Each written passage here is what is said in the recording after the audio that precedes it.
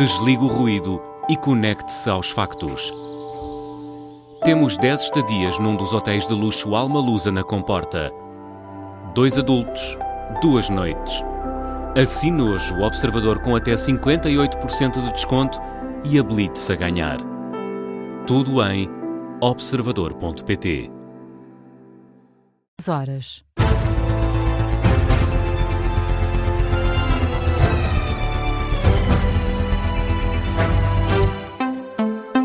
Boa noite, eu sou a Teresa Freire, são 2 da manhã, hora de atualizar a informação na Rádio Observador.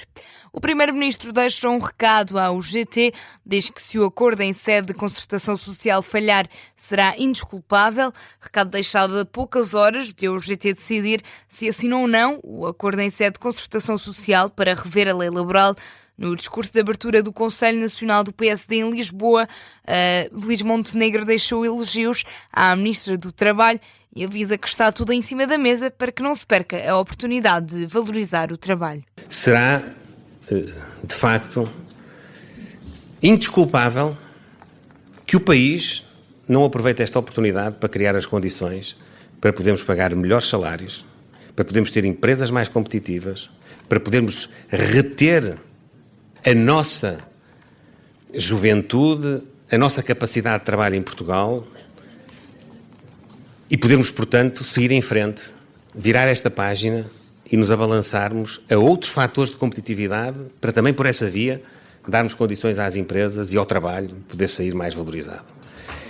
E para encerrar o discurso, o Primeiro-Ministro elogiou ainda a estabilidade financeira do país. Não temos nenhuma obsessão com os superávites do orçamento, nem por estar consecutivamente a superar expectativas. Sempre que o fizermos, será um bom sinal. Mas nunca o vamos fazer à custa de sofrimento das pessoas. Nós vamos fazê-lo à custa dos resultados concretos da nossa economia. Se algum dia for preciso sacrificar esse resultado para que as pessoas sofram menos impacto e para que a economia também possa suster impactos mais negativos, nós tomaremos as medidas respectivas. Porque, felizmente, hoje em dia, para Portugal, se tivéssemos um pequeno déficit, continuávamos a ser, mesmo assim, os campeões da estabilidade financeira e económica na Europa. O Primeiro-Ministro no Conselho Nacional do PSD, que aprovou esta quarta-feira, com uma abstenção, a realização das eleições diretas para a escolha do presidente do partido a 30 de maio e o Congresso deve realizar-se dia 20 e 21 de junho em Anadia. As Forças Armadas vão ter este ano helicópteros Black Hawk e aviões C-130 empenhados no combate aos incêndios, um anúncio que foi feito esta quarta-feira pelo Ministro da Defesa, à margem de um evento em Leiria. Nuno Melo afirma que a prevenção vai ser alargada ao combate através de meios aéreos com militares treinados para pilotar aquele tipo de helicópteros. Os pilotos foram treinados, os primeiros helicópteros serão empenhados este ano, precisamente em 2026, no combate aos fogos. Ao mesmo tempo, partiu já deste Governo a resolução do Conselho de Ministros que garante a implementação em aeronaves C-130 de dispositivos de combate a incêndios, seja com água, seja com calda retardante, capacidade que o Estado já teve, perdeu e voltará a ter. Nuno Melo, em declarações aos jornalistas em Leiria. Também hoje o Ministro da Administração Interna antecipou um verão complicado no que toca aos incêndios. Também em Leiria, Luís Neves deixou um apelo aos cidadãos. Pede que cada um faça a sua parte. Aos nossos concidadãos, e a vós me dirijo, o verão vai ser muito complicado, por razões já sebejamente conhecidas.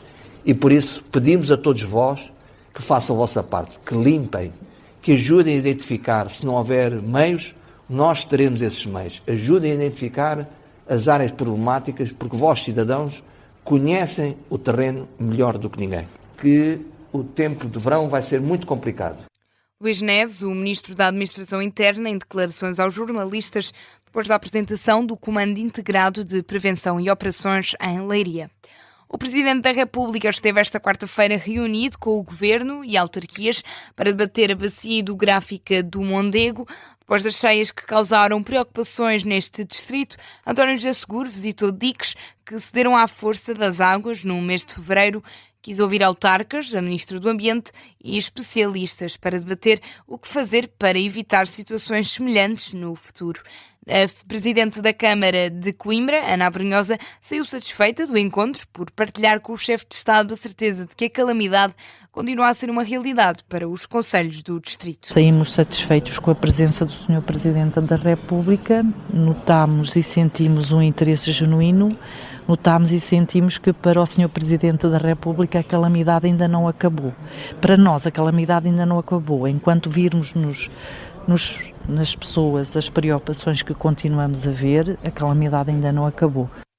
Ana Abrunhosa, que deixa também elogios à Ministra do Ambiente, pede que mais governantes sigam o exemplo de Maria da Graça Carvalho. Na atualidade internacional, Donald Trump planeia castigar os países da NATO que se recusaram a colaborar com os Estados Unidos na guerra do Irão.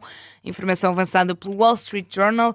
A proposta de castigar os Estados-membros consiste em remover tropas norte-americanas dos países que não foram úteis a Washington e posicioná-las em países com uma postura considerada amigável.